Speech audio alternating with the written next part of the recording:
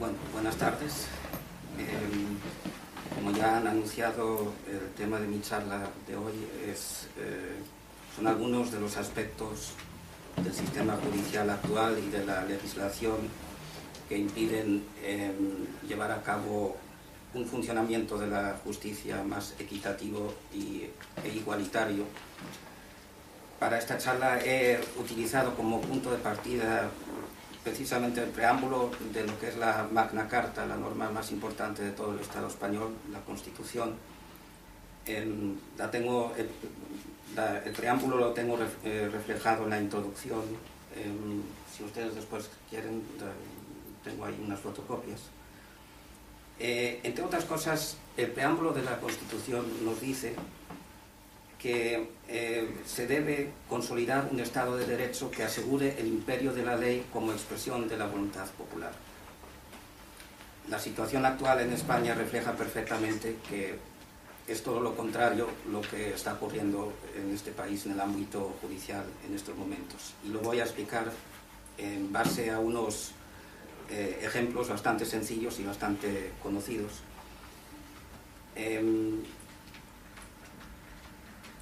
Viendo la situación actual, tenemos que sacar unas conclusiones que creo que son muy importantes y llevar a cabo una legislación que modifique la situación actual. He empezado como un ejemplo para que ustedes se den cuenta de cómo se están llevando o se llevaron a cabo a lo largo de los años, tanto por parte de gobiernos del PP como del PSOE, modificaciones que lo único que han conllevado es a la dificultad y al empeoramiento del acceso de gran parte de la población al sistema judicial. Para eso he empezado por lo que le llaman, no lo tomen en broma, realmente la ley Ómnibus. La ley Ómnibus, le explico su efecto, es la ley oficialmente, no se llama ley Ómnibus, sino le han puesto un apodo o un nombre. Es la ley 25/2009 de 27 de diciembre. ¿Qué implica esa ley? Esa ley implica que gran parte de los servicios públicos y sobre todo los servicios en los que había derechos sociales de gran parte de la población han de ser liberalizados. Presuntamente, eso se pone siempre como argumento o como justificación, en cumplimiento de una legislación o directiva europea, la llamada directiva Bolkestein. Si alguien quiere escuchar algo más detalladamente de lo que se trata o de lo que trata esa directiva, lo puedo explicar más tarde. En base a esa ley, que como ya dije, se aprobó en 2009, es decir, fue una ley aún aprobada por el antiguo gobierno del PSOE, se ha introducido una modificación el año pasado que entrará en lugar el 15 de junio de este año, de 2015. Le explico un poco la situación. La modificación es que la competencia, o la modificación más impactante es que la competencia de los registros civiles se pretende ser trasladada a los registros mercantiles. ¿Qué ocurre? Eso tiene consecuencias ya prácticas y materiales muy graves. Imagínense el trabajo que desarrollan los registros civiles, que es, por ejemplo, lo que es conocido como la expedición de certificados de matrimonio, certificados de difunción, certificados de nacimiento. Toda esa competencia se trasladaría a los registros mercantiles, con la consecuencia que cualquier ciudadano, por ejemplo, en esta isla y en otros lugares de Canarias, se tendría que desplazar del norte de la isla a Santa Cruz para pedir una simple certificación de nacimiento, por ejemplo, dado que en toda la isla de Tenerife solo hay un registro mercantil, el de Santa Cruz. Estamos hablando de impedimentos de acceso de la población a instituciones públicas muy graves. Y todo ello, digamos, también acompañado de circunstancias que llevaron a esta ley no muy regulares, por decirlo de alguna manera. Si alguien quiere más detalles, lo explico más tarde. En Entonces, empezando, si queremos conseguir un sistema judicial, un ámbito judicial más equitativo y que funcione más en ventaja de gran parte de la población, lo primero es que tenemos que suprimir normativas de ese tipo. Facilitar el acceso de la gente a las instituciones públicas, al ámbito judicial, a los registros, a los juzgados. En esa tónica también proponen desde Podemos, sobre todo lo que es el ámbito judicial, el círculo de Podemos de juristas, lo que es la abolición de la imposición de tasas judiciales. Ustedes saben que es una cosa de mucha repercusión mediática, e incluso una legislación que está recurrida ante varios tribunales. Hay una sentencia, bueno, más bien un auto, porque no es una sentencia definitiva todavía, sino más bien fue un auto dictado por el Tribunal Superior de Justicia de Cataluña dentro de un procedimiento de medidas cautelares, con el que suprimieron de manera provisional lo que es la ejecución de esa ley de tasas judiciales en Cataluña, provisionalmente. Ese procedimiento aún no está terminado, todo el procedimiento se encuentra en el Tribunal Supremo en estos momentos, que aún decidirá en los próximos meses, años, sobre el asunto. Lo que quiero decir es que la ley con la que se imponen tasas, o se impusieron las tasas judiciales, tal y como están en estos momentos, impide a muchísimos ciudadanos el acceso libre a la justicia, y con tal impedimento lo que es la tutela judicial efectiva, garantizada como derecho fundamental en la Constitución. Lo voy a reflejar en base a un ejemplo simple. Ustedes presentan una demanda en un juzgado, pierden en primera instancia, digamos una demanda en un juzgado civil, una cosa bastante habitual, bueno, bastante normal. Por el simple hecho de recurrir esa sentencia que en primera instancia ha sido desventajosa para usted, le imponen, para poder recurrir en segunda instancia ante la audiencia provincial, unas tasas con mínimo 800 euros, más otras tasas en base a lo que es el valor de la contienda o del procedimiento. ¿Qué pasa con eso? El efecto es que solo hay dos clases de personas que se puedan permitir recurrir una sentencia y hacer valer sus derechos constitucionales, porque al fin y al cabo la tutela judicial efectiva es un derecho constitucional, es una libertad fundamental. O están las personas que no carecen de medios ningunos, que pueden hacer valer sus derechos a través de la asistencia jurídica gratuita, que dicho sea de paso, yo conozco mucha gente que trabaja en lo que es el turno de oficio, y la verdad es que está bastante sobrecargado ese turno, y la elaboración y lo que es la concesión de abogados a través del turno de oficio, ahora en el Colegio de Santa Cruz de Tenerife, pues está en una duración de unos 6 o 7 meses como mínimo. Me explico, ustedes van allí, solicitan un abogado de oficio y le tardan 6 o 7 meses en concedérselo, simplemente por la sobrecarga de expedientes que hay en estos momentos. El otro grupo de personas que se puede permitir el acceso a la justicia por esa vía, es decir, el recurrir esa sentencia de la que estamos hablando, son gente que disponen de suficientes medios materiales para hacerlo, los que tienen dinero. Entre medio pues está lo que llamamos comúnmente como clase media. A la mayoría de la población con legislaciones de ese tipo se les excluye de todo ese procedimiento. O consiguen aportar ese dinero o no tienen simplemente acceso a la justicia. O un acceso muy limitado, muy obstaculizado y muy precario y muy complicado. Por eso una de las bases una de las cosas fundamentales para llevar a cabo un sistema judicial más equitativo es suprimir lo que le llaman la ley de tasas judiciales. Luego me voy un poco, como ejemplos también bastante importantes, a lo que es el ámbito judicial concreto, sobre todo la situación de la justicia de los jueces en este país. Un dato, que lo vengo recogiendo en mi resumen también. El 20% de los jueces en España son jueces y magistrados sustitutos. ¿Qué es un juez o magistrado sustituto? Es un juez que no es titular del juzgado en el que está trabajando, sino que está reemplazando a otro juez.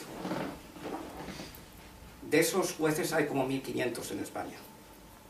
La mayoría de ellos o directamente en situación de desempleo o en situación económica totalmente precaria. Y lo peor no solo es eso, que esos jueces son los que dictan el 20% de todas las resoluciones judiciales en España. Lo peor es que esa situación de los jueces fue renovada hace poco, en septiembre-octubre del año pasado, con lo que nuevamente los jueces sustitutos se encuentran durante más tiempo todavía, al menos durante medio año más, en esta situación precaria, de manera que o están directamente en desempleo o cobrando unos sueldos ínfimos, ridículos, en comparación con el trabajo que están desempeñando.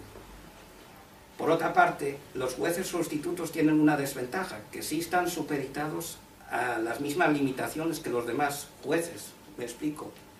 Están supeditados a lo que es la normativa de incompatibilidad.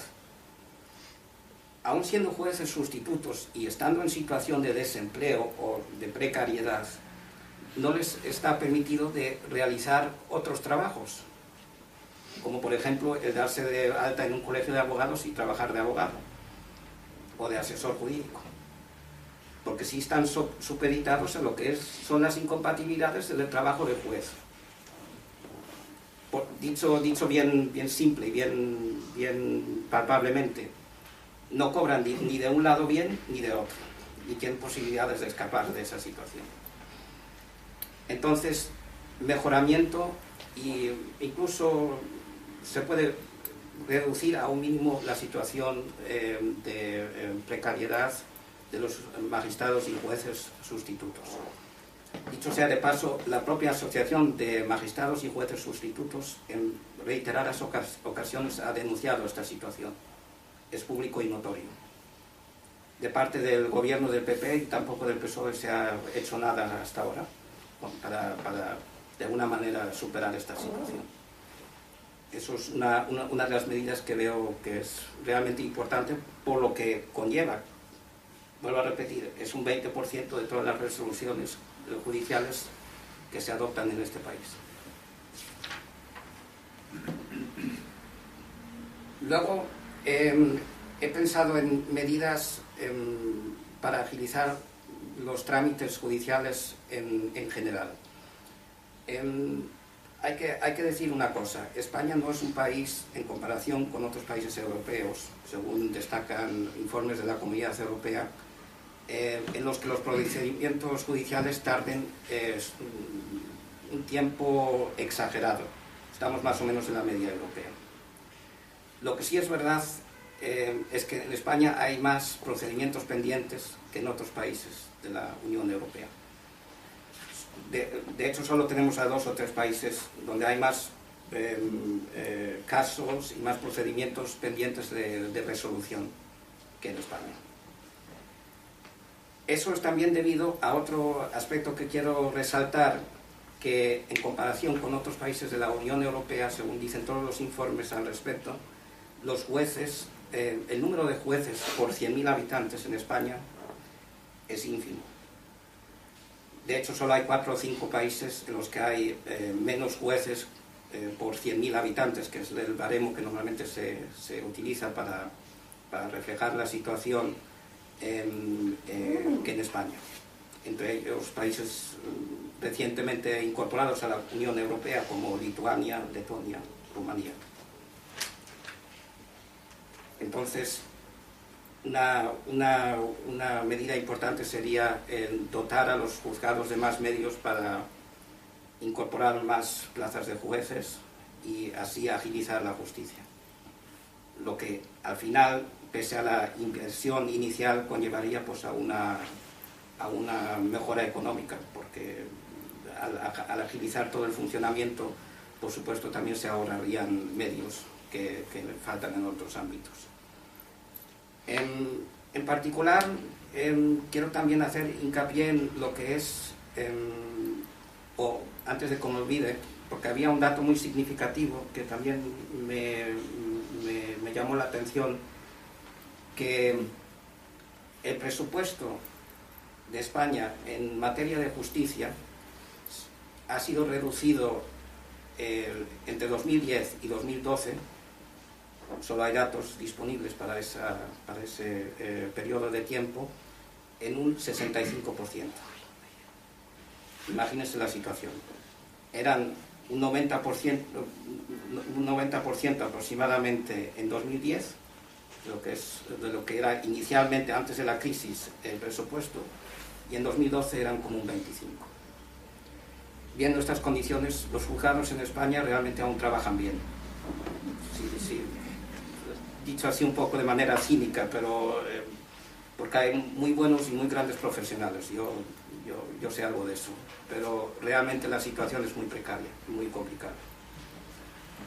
Esto trasladado también a otro ámbito que creo que nos afecta mucho, particularmente, bueno, no solo en Canarias, sino en todo el ámbito nacional, la persecución de delitos de corrupción, donde la propuesta está ahí sobre la mesa desde hace años, de establecer, lo primero, fiscalías especializadas única y exclusivamente en la persecución de delitos de corrupción,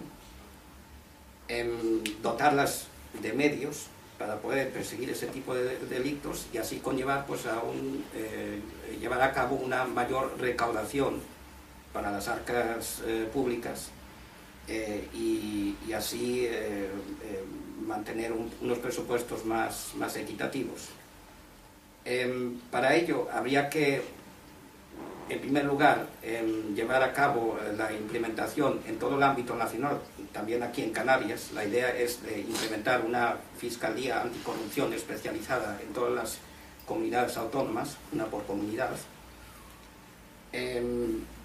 y así agilizar la persecución de este tipo de delitos. Lo mismo en el ámbito de la Policía Nacional y la Guardia Civil. Establecer lo que son secciones especializadas de lucha contra la corrupción.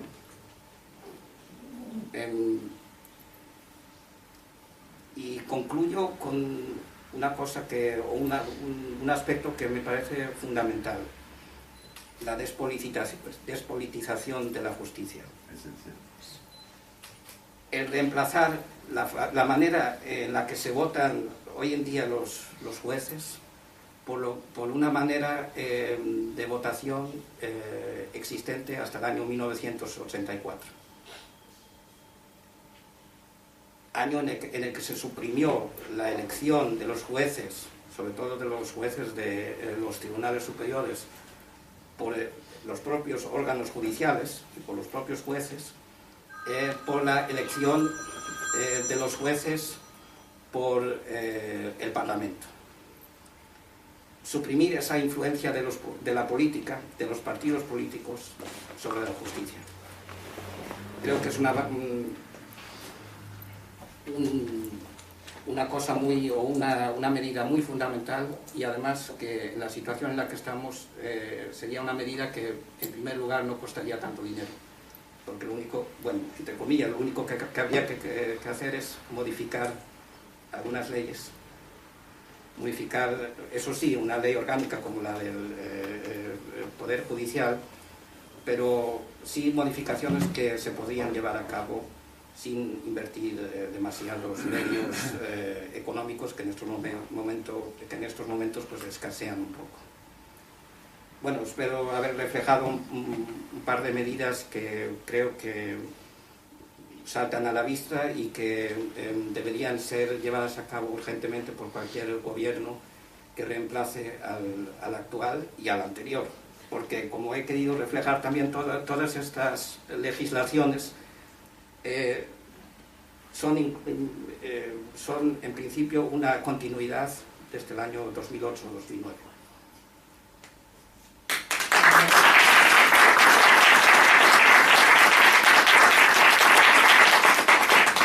Ruegos y preguntas.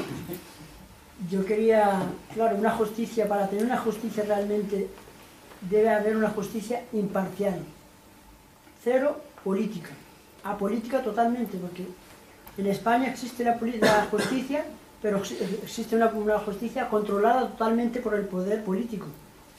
Entonces, ese es un punto fundamental, aunque haya que gastar dinero en ello, es algo fundamental, porque para tener una justicia hay que tener una justicia apolítica, que no tenga nada que ver con la política, sea elegida, digamos, dentro de la magistratura, del ámbito correspondiente, pero que sea algo totalmente independiente de la política, porque sería realmente una justicia de verdad.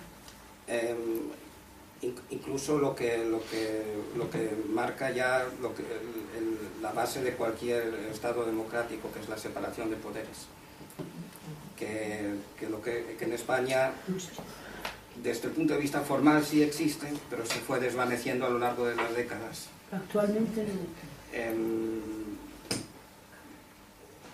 Es una situación bastante grave, porque hay interferencias del poder político en la justicia, me consta. Incluso jueces de la Audiencia Nacional se han quejado. No hablo ahora de Garzón, que lo expulsaron de la carrera, sino hay otros ejemplos, otros muchos ejemplos de jueces que aún están en la Audiencia Nacional y que han pedido incluso recursos de amparo al Constitucional, que no han sido amparados tampoco, donde se quejaron directamente y claramente de interferencias de la política en su ámbito judicial, en su trabajo diario. Simplemente, por ejemplo, el Tribunal Constitucional, a los magistrados se le llaman magistrados conservadores y magistrados, ya con eso ya tienes la idea clara de que es una justicia totalmente politizada. Es que fueron elegidos por el Parlamento. Es un error craso, porque... Bueno, nos han tenido acostumbrados hasta ahora a los famosos cuentacuentos, ¿no? Que nos han contado un cuento y otro y otro y otro, y yo no sé cuándo va a terminar este cuento ya, porque este cuento es bueno ya que se acabe de una hora. La Constitución, por una parte, te dice que ampara al ciudadano, a todo ciudadano, sin distingo, y no es cierto, porque hay una serie de trabas que ponen maquiavélicas que impiden que un señor que no tenga medios económicos, como usted dijo, pueda ser defendido y amparado por el Estado para que pueda salir libre porque es una persona inocente. ¿Y cuántas personas no hay que son inocentes y están purgando en las cárceles? Me pregunto yo. Lo mismo que los hospitales y lo mismo que otras cosas más. Me constan casos de gente que han llegado a esa situación por no poder costearse una defensa adecuada. Claro. Yo soy bastante crítico con la Constitución, aunque la he utilizado aquí como punto de partida de mi charla. Claro, la Constitución es... pero bueno, esto sería tema de otra charla. Le podría reflejar los puntos que a mi juicio tienen que cambiar o tienen que ser modificados en la Constitución. Son algunos, son bastantes. La Constitución debe ser hecha por una Pero asamblea constituyente. también le quiero hacer pensar sobre la forma en la que se aprobó esta Constitución. Yo soy demasiado joven, pero usted a lo mejor tiene más experiencia. Sí. Aquí hubo mucha presión de los cuartos de bandera, de los militares, del poder franquista en su día. Esa transición la hicieron muy rápido. La transición, me recuerdo siempre una frase de Julio Anguita en este sentido, en una charla que dio también hace años. Fue una cosa hecha a prisa para salir durante algún tiempo hacia adelante y buscar una solución rápida. Claro, un tiempo que no dure 30 Pero esto es como las obras que usted si hay algún albañil lo sabrá, hacen a prisa y rápidamente para solucionar rápidamente el problema. ¿Y cómo quedan? las famosas chapuzas, ¿no? Al cabo de algunos años o de algunos meses, pues le aparecen las goteras por todos los sitios. Y eso es un poco la situación en la que se encuentra esta Constitución. Es lo mismo que... Pero sería tema de otra charla, porque sí, tendría no que entrar más a fondo. Yo hice un proyecto cuando estaba Chávez, perdonen que cuando estaba Chávez en las elecciones, le presenté un proyecto al que iba a ser presidente sobre la rehabilitación de las cárceles, que realmente no hay rehabilitación en las cárceles. Es un problema. Se ha superado un poco, pero no es lo que hay que hacer. Lo que hay que hacer es simplemente la persona que entre allá, que salga totalmente renovada, nueva, de hecho, útil a la sociedad. El índice de reincidencia en España es uno de los más altos en Europa. Sí, es cierto, claro, por eso mismo. Que es precisamente lo que no debería ser. Así es. Yo no te escuché bien. Después del 84... hasta entonces los jueces eran votados por el propio Poder Judicial, por los jueces. Y después del 84 por el Parlamento. La ley que tenemos ahora, la votación por el Parlamento. ¿Y qué vemos de negativo en eso? En principio, en aquella época fue positivo. Claro. Si los jueces, que eran jueces franquistas, Exacto, se elegían a sí mismos, eso había que cambiarlo. en aquella época Claro. era positivo. Y ahora sería igual. Ya en la carrera judicial ya hay jueces más jóvenes y que no han vivido en franquismo y me consta que realmente ya no siguen esa ideología. Hay que pensar un poco en modificar y volver al sistema antiguo, dado que el personal en la justicia, entre los jueces y magistrados, ha cambiado. Pero siempre gana las elecciones la Asociación Profesional de la Magistratura. Sí, porque es mayoritaria. Serían ellos los que decidirían quiénes conforman el Poder Judicial, y eso es peligroso. Eso habría que verlo cómo realmente se legisla, si realmente se le concedería ese poder a la Asociación de la Magistratura, ¿no? La verdad es que yo no lo tendría muy claro aún cómo legislar eso. Lo que sí tengo claro es que el sistema actual, por las interferencias políticas, no funciona. La modificación del sistema actual conllevaría otros problemas de los que tendríamos que ocuparnos los juristas para solucionarlos, claro. Pero nunca está, muy pocas veces es tan fácil el quitar una ley y poner otra, porque la nueva ley también conlleva problemas que hay que prever y solucionar. Bueno, te quería hacer dos preguntas, una referida a nivel estatal y otra a nivel de Canarias. La de nivel estatal es, ¿crees que el Tribunal del Jurado es una buena solución para que haya justicia en el Estado? Pues en principio se hizo como para democratizar la justicia, pero teniendo en cuenta la cantidad de abogados en paro que hay y la necesidad de trabajo por parte de esa gente, no sé hasta qué punto, porque por lo que tengo entendido, no soy especialista en el tema, tiene que ser gente que no entienda de leyes. Sí. Eso no puede ser manipulado y conseguir que ocurra lo contrario. Por otro lado... En las Vale, si quieres contesta de antemano, en las comunidades autónomas que conocen los jurados populares, realmente una de las condiciones legislativas que se establece es que tienen que ser personas legas en derecho, sin ninguna formación jurídica. Tampoco servirían, por ejemplo, los funcionarios judiciales. Tampoco podrían ser miembros de un juzgado popular. ¿Y por qué? Para poder aseverar y asegurar lo que es la independencia judicial. Digamos, el no tener ya una opinión sobre un caso preconcebida. Pero no se supone que al ser gente que no entiende de leyes pueden cometer más errores Exactamente, eso es, para ir a tu pregunta también, eso es el motivo por el que yo no soy ningún partidario de ese tipo de jurados. De hecho, en otros países, mi experiencia es alemana, por eso pongo el ejemplo de Alemania, se suprimieron en 1923. En 1923. Con una reforma judicial. Hace ahora más de 80 años. Y ya aterrizando más en Canarias, ¿qué competencias existen actualmente por parte de la comunidad autónoma en temas de justicia y qué se podría mejorar desde el punto de vista de la comunidad autónoma, si es que tienen competencias, porque creo que sí, pero siempre te hablo desde... Tienen competencias en su ámbito, es decir, en los juzgados y tribunales de primera y segunda instancia establecidos en Canarias. Por una parte. Por otra parte, lo que es la dotación de medios, lo que dije antes de las fiscalías y la Guardia Civil y la policía. Ahí, en lo que es dotación de medios, la comunidad autónoma sí tiene competencias.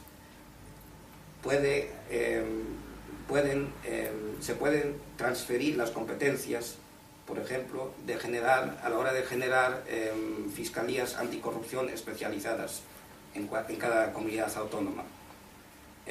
Eso sí es posible, porque no las hay en el ámbito nacional. Entonces, si no las hay en el ámbito nacional, la comunidad autónoma puede adquirir esa competencia.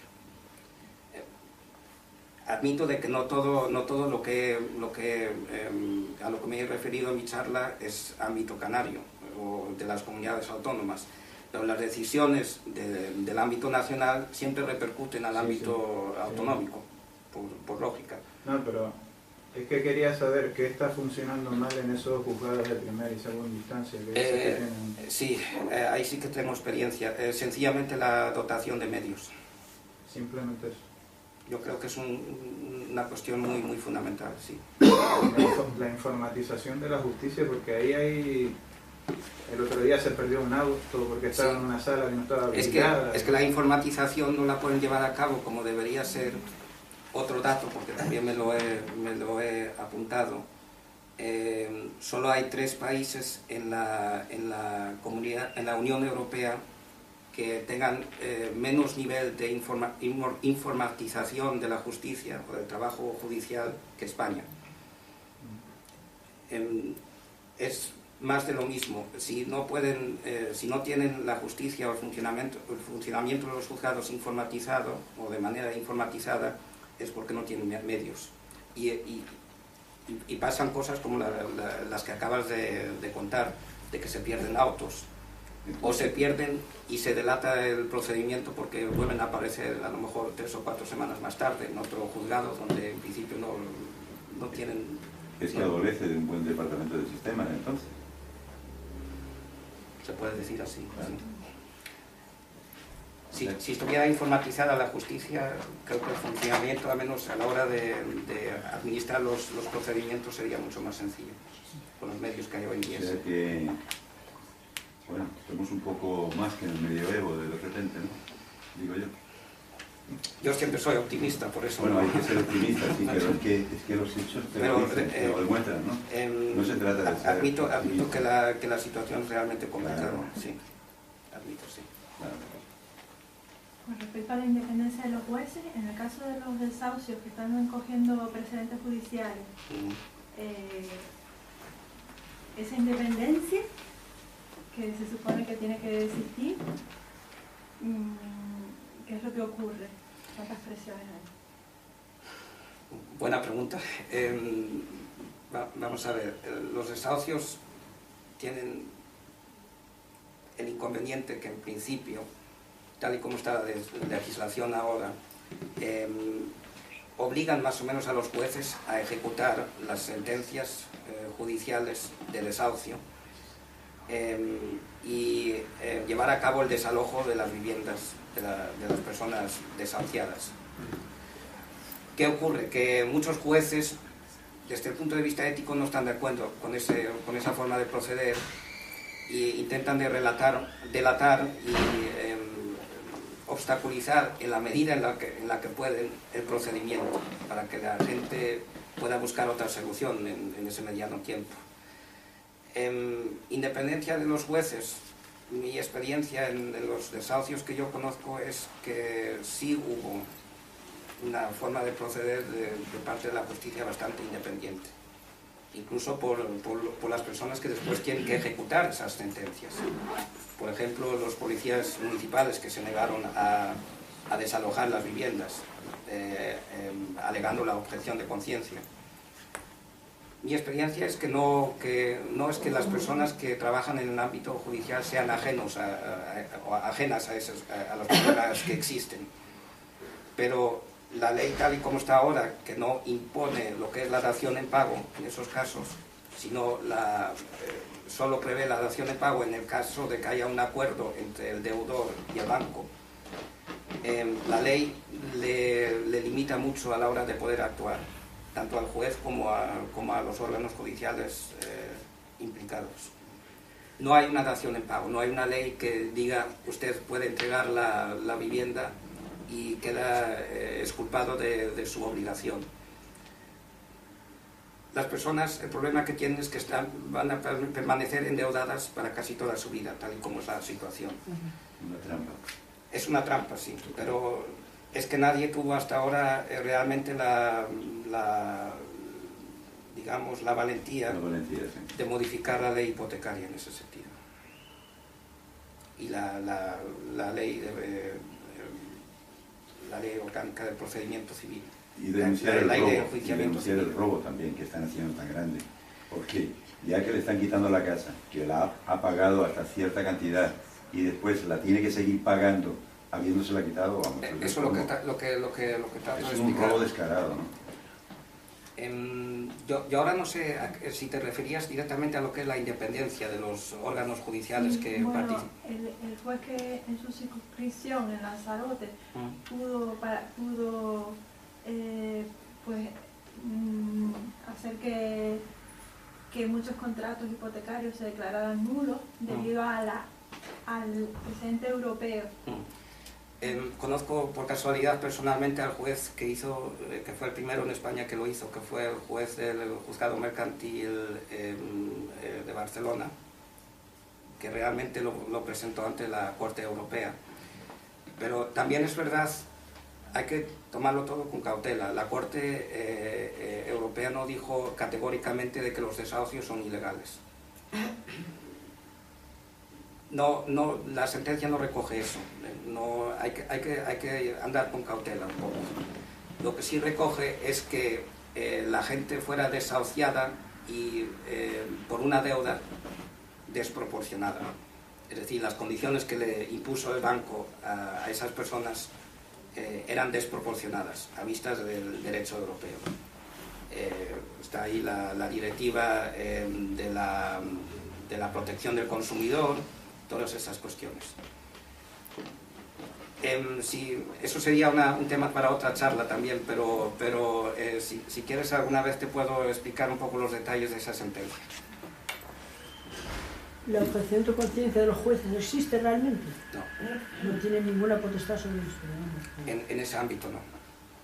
El juez tiene, ya digo, posibilidades de presentar una cuestión si ve